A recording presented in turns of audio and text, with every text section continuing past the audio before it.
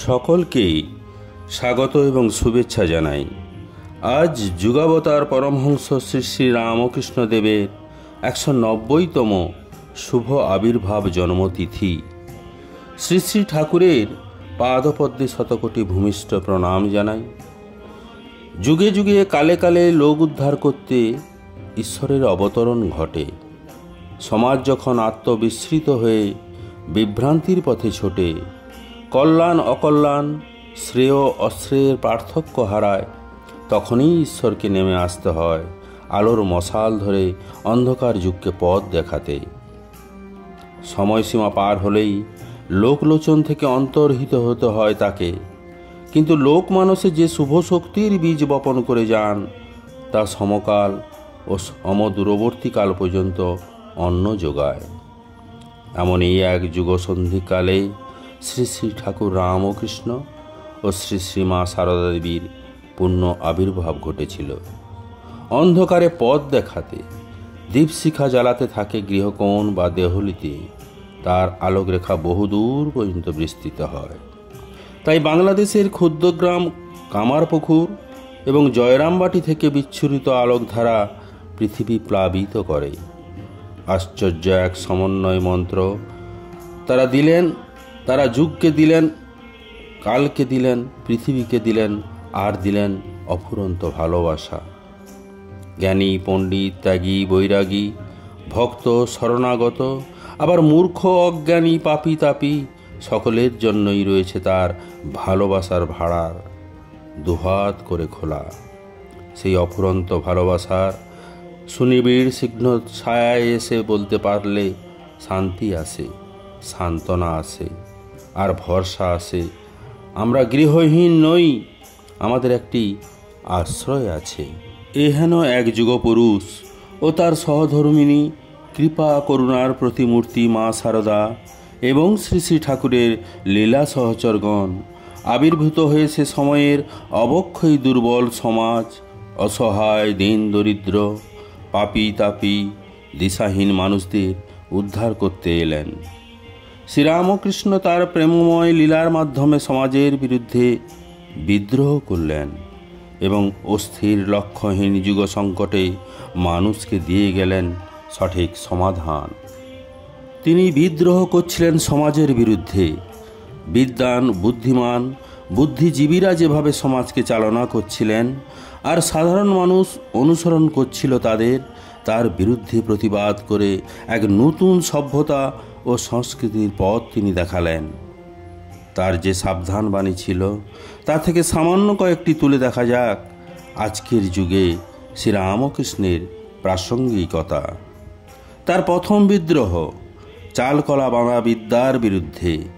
সরাসরি বললেন, এ বিদ্যা তিনি শিখবেন না। আজ থেকে 190 বছর পর এই আধুনিক সভ্যতায় কি দেখছি আমরা?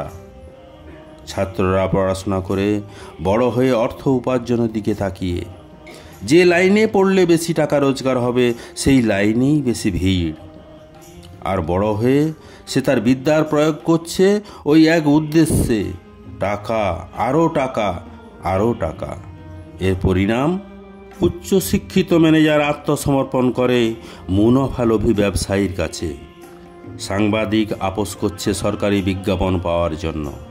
সাহিত্যিক পরিণত পুরস্কার লোভী দাসে।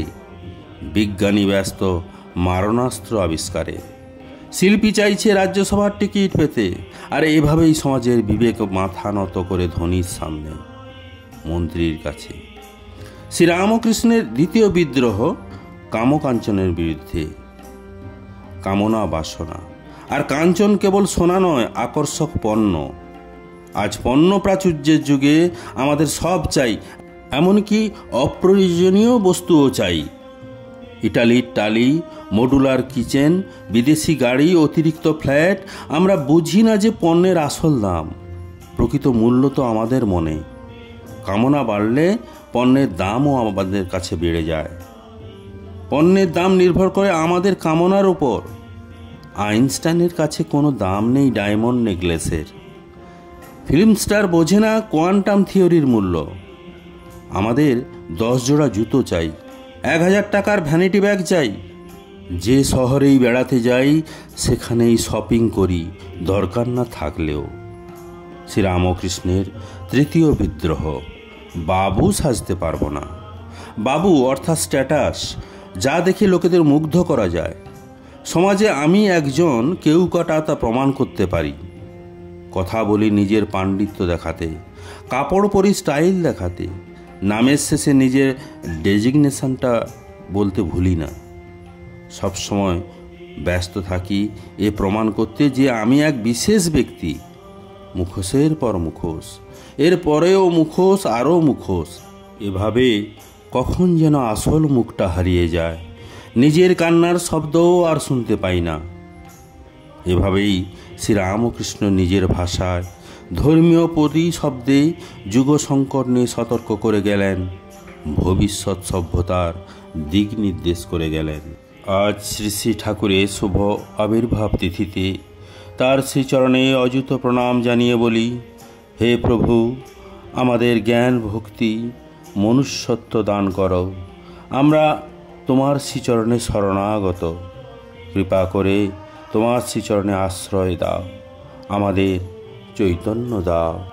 ওং নিরঞ্জনং নিত্যমনন্তরূপং ভক্তানুকম্পাধিত বিগ্রহং বৈ ঈশাবতারং পরমসমীড্যং তং রামকৃষ্ণং শিরসা নমামি।